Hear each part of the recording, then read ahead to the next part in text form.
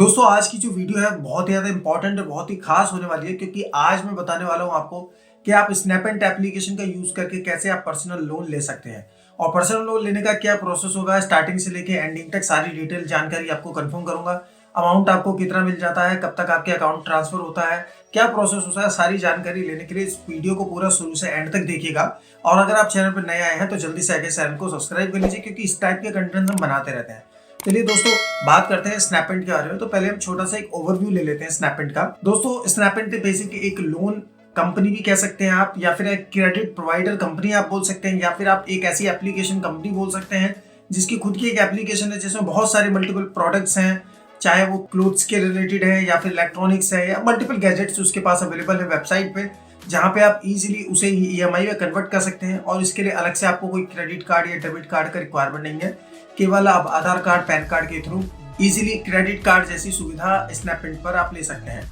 और इसका जो दूसरा बेनिफिट ये भी मिलता है कि आप स्नैपेंट की क्रेडिट का ही यूज करके अमेजॉन, फ्लिपकार्ट जैसे अलग अलग वेबसाइट पर जाकर आप इजीली परचेज भी कर सकते हैं। तो ये बहुत अच्छा ऑप्शन आपको प्रोवाइड करता है।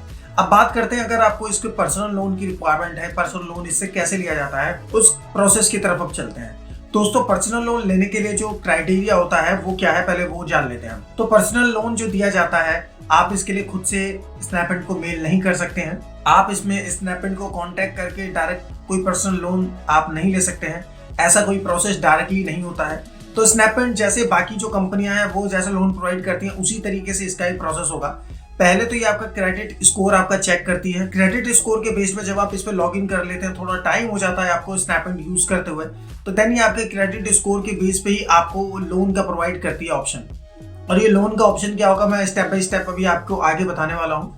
तो देन जैसे ही आपका यहाँ पर ऑप्शन आपको शो कर दिया जाता है तो उसके अकॉर्डिंग फिर आप लोन ले सकते हैं।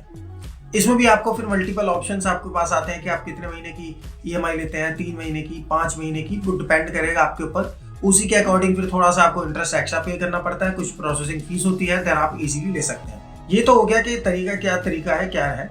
दूसरा ऑप्शन ये भी हो जाता है क्रेडिट के बाद, अगर मान लीजिए आपके पास क्रेडिट स्कोर नहीं है या खराब है या किसी कारण से आपका जो क्रेडिट स्कोर है पहले खराब हो चुका था, अब आपने स्नैपेंट के थ्रू बहुत सारे मल्टीपल प्रोडक्ट लगभग 1 साल 6 महीने तक लगातार लिए, टाइम टू टाइम उसकी EMI आप पे करते रहे, बहुत बढ़िया आपका वहां पर एक पेमेंट लेने का देने का जो था प्रोसेस वो बिल्कुल बढ़िया चलता रहा। देन यहाँ पर फिर स्नैपेंट आपको खुद से भी आपको लोन का ऑप्शन प्रोवाइड कर देती है, जिसमें पर्सनल लोन का ऑप्शन आपको उसके एप्लीकेशन में देखने के लिए मिल जाता है और आप वहां से भी इजीली अप्लाई कर सकते हैं पर्सनल लोन के लिए। तो ये हो गया एक बेसिक सा प्रोसेस कि इस तरीके से आपको मिलता है। अब चलिए चलते हैं, मैंने आपके लिए पर्सनली लोन लेके देखा है, प्रोसेस जाना है, क्या होता है क्या नहीं होता है, वो सारी डिटेल में आपको बताने वाला हूँ। EMI कब पे होती है, क्या होता है, वो सारा मैं एप्लीकेशन पे आपको चेक कराऊंगा। पर्सनल मैंने खुद लोन आपको दिखाने के लिए लिया है, कितने दिनों में मुझे मिला है, क्या क्या प्रोसेस रहा, वो सारी आपको जानकारी बताता हूँ। तो इसके लिए चलते हैं हम अपनी एप्लीकेशन की तरफ और वहां पर देख लेते हैं।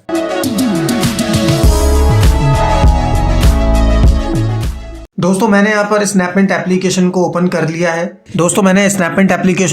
लिया है।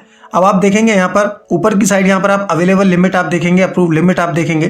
तो पहले मैं आपको ये चेक कराता हूँ। तो यहाँ पर ऑर्डर क्या था, आप यहाँ पर देखो ऑर्डर आ रहा है, पर्सनल लोन ID नंबर, ये रहा पर्सनल लोन, 10,000 रुपये लोन शो कर रहा है, मनी ट्रांसफर हो चुका है। और यहाँ पर मैं आपको दिखाता हूँ EMI जो जनरेट हुई है वो भी आप देख लीजिए पहले। तो पर्सनल लोन ऊपर लिखा आ रहा है, आप देख सकते हैं। बाकी यहाँ पर 2184 की EMI है, तो ये भी पे करने का ऑप्शन यहाँ से आ जाता है। अब ये क्या प्रोसेस है वो उसके बारे में पहले आपको क्लियर कर देता हूँ कि ये ऑप्शन क्या होता है। दोस्तों पहले तो अगर आपका जो क्रेडिट स्कोर है, यानी कि आप टाइम टू टाइम अगर परचेज करते रहते हैं, तो यहाँ पर आपका जो वो प्रोसेस है वो बढ़िया हो जाता है। उसके अकॉर्डिंग भी फिर ये चेक करता है कि क्या करना है क्या नहीं है। लेकिन इसके बाद आपके पास एक मैसेज भी आता है, टेक्स्ट में मैसेज आता है आपके पास रजिस्टर्ड मोबाइल नंबर पे, जहां से आपको ये ऑप्शन दिया जाता है कि आपके पास ये लेने के लिए ऑप्शन आ रहा है पर्सनल लोन, तो आप वो ले सकते हैं। इसके बाद जब मैं चेक करता हूं तो यहाँ पर जैसे यहाँ पर आप देखेंगे, यहाँ पर लेफ्ट साइड पर आपको ये ऑप्शन मिल जाता है स्नैपेंट पर क्लिक करके। तो यहाँ पर हम 3 डॉट पे यहाँ पर क्लिक कर देंगे तो यहाँ पर आप देखेंगे कि यहाँ पर लेफ्ट साइड की तरफ हमें ना यहाँ पर नीचे ऑप्शन आ जाता है पर्सनल लोन लेने का।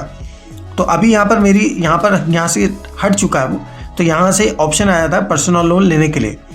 अब पर्सनल लोन का क्या हो जाता है, जैसे ही आप उस पर क्लिक करते हैं, पर्सनल लोन के बाद जैसे ही आप क्लिक करते हैं, जैसे यहाँ पर देखो, तो यहाँ पर आप देख रहे हैं जैसे पे ओनली 19 फ्लाइट्स न्यू, तो यहाँ पर आपको अब पर्सनल लोन का ऑप्शन नहीं आ रहा है, तो आपके सिनेरियो में यहाँ पर पर्सनल लोन का ऑप्शन आपको देखने के लिए मिलेगा। जैसे ही आप पर्सनल लोन पर क्लिक करते हैं तो देन वहाँ पर आपको कुछ ऑप्शन देखने के लिए मिल जाते हैं। वो ऑप्शंस क्या होते हैं वो मैं आपको बताता हूँ। अब प्रोसेस क्या होता है, जैसे ही आप इस पर क्लिक करते हैं तो क्लिक करने के बाद यहाँ पर जो भी पर्सनल लोन का ऑप्शन आपके पास आता है तो उस पर जब आप क्लिक कर देंगे तो वहाँ पर आपको अमाउंट भरने का ऑप्शन आ जाता है। आप अमाउंट भर दीजिए जो भी आपकी क्रेडिट लिमिट वहाँ पे दी गई है उसके अकॉर्डिंग। जैसे फॉर एग्जांपल अगर आपका 10,000 है तो 10 के 10 आप चाहें तो वो कर सकते हैं, आप चाहें तो 5 कर सकते हैं। 5 से स्टार्टिंग है, 5 से कम नहीं ले सकते आप, 5 से ज़्यादा लेंगे तो 5, 7, 8, 9 जैसा भी आपको लेना है उसी के अकॉर्डिंग यहाँ पर उसका एक फाइल चार्ज होता है। जैसे मैंने यहाँ पर 10 के लिए अप्लाई किया था तो 10 में इन्होंने जो चार्जेस लिया वो 500 रुपये फाइल चार्जेस वहाँ पर शो किया।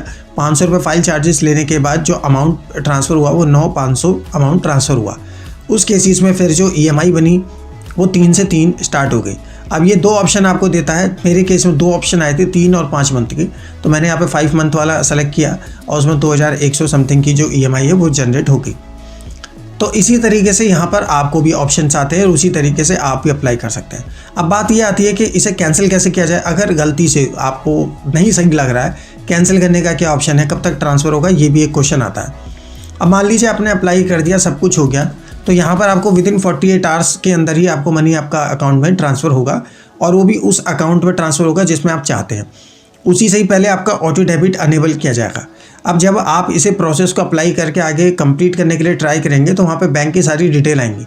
एक तो बैंक वो भी होगा जो आपका पहले से यहाँ पर रजिस्टर्ड होगा, आप चाहो तो उसे चेंज कर सकते हो और बेटर रहेगा कि आपको जो अच्छा लगे बैंक आप वही सेलेक्ट करो, कोई दिक्कत नहीं है। आप वहीं पर बैंक अकाउंट नंबर डालने के लिए IFSC कोड वगैरह सारे यहाँ पर मेंशन करने के लिए ऑप्शन आता है, वो आप डाल के क्लियर कर दो तो वहीं पर आपका ऑटो जनरेट हो जाएगा और हर महीने की EMI आपकी कटनी स्टार्ट हो जाएगी। अब एक और क्वेश्चन बनता है, अगर आप खुद से वहाँ पे पे करके ऑप्शन करते हैं तो क्या वहाँ पे EMI कटेगी, तो आंसर है नहीं। अगर आप खुद से पेमेंट कर देते हैं तो वहाँ से ऑटो डेबिट से EMI नहीं कटती है, तो इस बात से आप टेंशन फ्री हो सकते हैं। बात आती है दूसरी कि अगर आपको ये कैंसिल करना है तो क्या प्रोसेस है।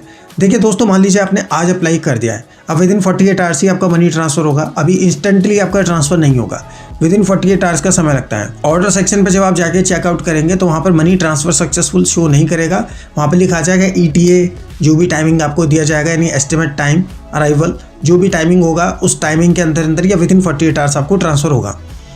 अब यहाँ पर जब विदिन 48 आवर्स ट्रांसफ़र होगा, उसी दौरान जब तक आपका अमाउंट अगर ट्रांसफ़र नहीं हुआ है उसी दौरान आप चाहें तो जब आप कस्टमर केयर पे कॉल करेंगे तो 2 ऑप्शन आते हैं।